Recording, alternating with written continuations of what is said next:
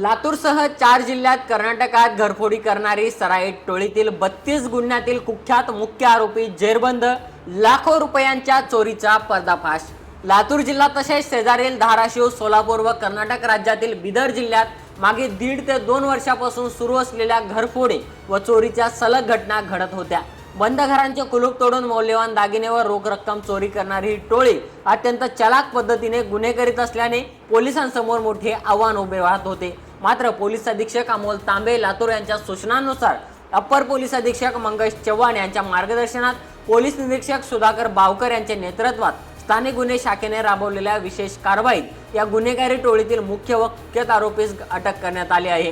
Police निरीक्षक श्री सुधाकर बावकर, स्थानिक गुन्हे शाखा लातूर यांच्या नेतृत्वाखाली विशेष पथकाने गुप्त माहितीच्या आधारे उजनी येथील उड्डाणपुलाखाली सापळा रचला।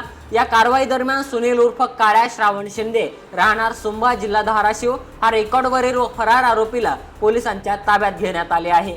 आरोपीने पळून जाण्याचा प्रयत्न केला असता पथकाने तत्परतेने त्यास पकडले। आरोपीची अंगझडती घेतली असता त्याच्या ताब्यातून मुद्देमाल जप्त करण्यात आला असून आरोपीस विश्वासात घेऊन विचारपूस केली असता त्याने आपल्या साथीदारांसह लातूर, धाराशिव, सोलापूर तसेच कर्नाटक राज्यातील बिदर जिल्ह्यात विविध ठिकाणी घरफोडी चोरी केल्याची कबुली दिली आहे।